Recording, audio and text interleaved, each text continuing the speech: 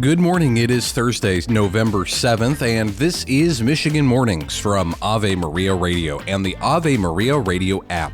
I'm Matthew Handley. Coming up, Father Wade Menezes discusses his new devotional book for men. But first, your local weather and this news. Decision Desk HQ has called Michigan and says Donald Trump will also win here in this state. The call was made around 1:30 yesterday afternoon. Trump was up by about 70,000 votes in this state. More than 93,000 Michiganders voted for third-party candidates. The Detroit News is also reporting that Trump won the majority Muslim cities of Dearborn, Dearborn Heights, and Hamtramck. Michigan is a modern-day bellwether state for Democrats. The last Democrat to win the White House without Michigan was Jimmy Carter in 1976. Decision Desk HQ is also projecting Elissa Slokin as the winner in the Michigan Senate race. The Democratic Congresswoman beat former Republican Congressman Mike Rogers for the open seat. Republicans have already taken control of the Senate from Democrats starting in 2025. Michigan Supreme Court will have a 5-2 Democratic Party-nominated majority in January. Justice Kira Bolin won re-election yesterday, and law professor Kimberly Ann Thomas was elected to succeed outgoing Republican-nominated Justice David Viviano. Thomas defeated Republican State Representative Andrew Fink for an 8-year term, and Republican-nominated Justice Elizabeth Clement endorsed Thomas in the race. Republicans have won the majority in the state House. The GOP won 3 elections, ousting Democratic incumbents on Tuesday to give them at least 57 seats starting in January. In Wyandotte, Republican Riley Linting beat Democratic Representative Jamie Churches, who is seeking a second term. Ron Robinson won the 58th District over Democratic Representative Nate Shannon of Sterling Heights. And in the Upper Peninsula, former TV weatherman Carl Bonack beat incumbent Democratic Representative Jen Hill of Marquette. The Michigan Secretary of State, Jocelyn Benson, says the voter turnout record has been broken. Benson says over 5.5 million people cast their ballot, which is 78.1% of all registered voters. It was the highest percentage since the Bureau of Elections began keeping information on that in 1948. Benson says nearly 21,700 people registered to vote on Election Day, compared to 3,600 in the 2022 midterms. In the city of Detroit, voter turnout hit 51%. And in other news, a Michigan man has been arrested by U.S. Capitol Police after he was caught entering the Capitol Visitor Center yesterday afternoon with a flare gun and a torch lighter. Chief Thomas Manger says the officers screened the man and smelled gasoline in his bag. The 28-year-old was arrested, and the CVC was closed for the rest of the day for tours.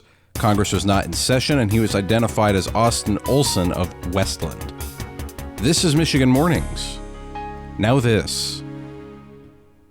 Ever thought you'd make a bundle by trading in or selling your used vehicle only to find out it's worth a dinner for two? Well, it's much more valuable to donate your vehicle to Ave Maria Radio. Thousands of Americans donate their vehicle each year. The donation to Ave Maria is easy, tax-deductible, and supports our efforts to evangelize. A year from now, will you remember that dinner or your gracious and selfless donation? Go to AveMariaRadio.net to find out more. That's AveMariaRadio.net. We're going to have sunny skies today in Detroit. Our high will reach 59, and tonight will be mostly clear with lows around 41. Tomorrow will be sunny with highs around 60. Saturday will be mostly sunny with temperatures in the mid-60s, and the rain returns on Sunday. Highs then will be in the lower 60s. Right now in Detroit, it is 52 with overcast skies. This is Michigan Mornings.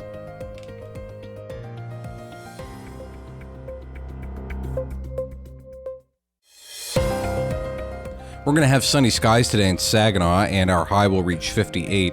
Tonight will be mostly clear with lows around 42. Tomorrow will be sunny with highs around 58. Saturday will be sunny with temperatures in the mid-50s, and the rain returns on Sunday. Highs then will be in the lower 60s. Right now in Saginaw, it is 41 with fair skies. This is Michigan Mornings from Ave Maria Radio.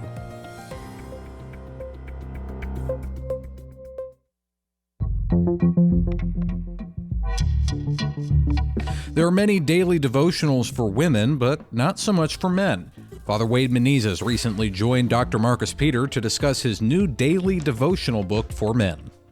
We've lost sight of our faith. We've lost sight of our reason, right? And when faith and reason go out the door, anything can happen. Yeah. And this was my impetus for wanting to write a book in a genre that I believe lacks in our Catholic library. Mm-hmm. Over the 2,000-year history of the Church, a particular specific genre that lacks in our Catholic library, and that is the genre of the daily devotional, meant to be a daily reader per se, right, specifically for men, specifically for males. There's plenty out there for females, and for men we have things like books of prayer, spiritual manuals, manual of spiritual warfare, how to be a great husband, how to be a great father, and all those particular categories are fantastic and great. But I wanted something that the individual man could go to daily in the morning to begin his day, and then specifically, as I write in the introduction, go back to that same meditation that he read that morning, go back to it a couple more times a day, maybe once in the afternoon, once in the evening, for a total of 3 times reading throughout the day.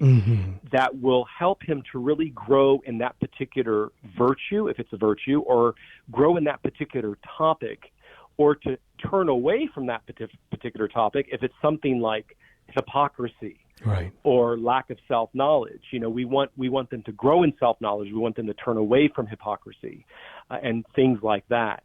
So I felt we were lacking in that genre of the daily devotional specifically for males. And then you have the crisis, which you just alluded to, Marcus, amongst men, amongst males, things like particularly or specifically the increased divorce rate, the increase of fatherless homes, the increase in what is seemingly just a lack of commitment overall in the spiritual life among males. So that was the second reason why I wanted to write this book, was to counteract those areas. Ave Maria in the Afternoon is on weekdays at 4 p.m. here on Ave Maria Radio.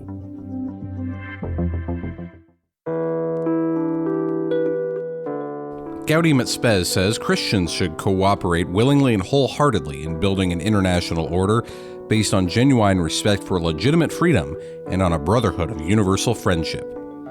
I'm Matthew Handley, and that does it for this edition of Michigan Mornings on a Thursday. Lord willing, I will talk to you again tomorrow. And until then, goodbye.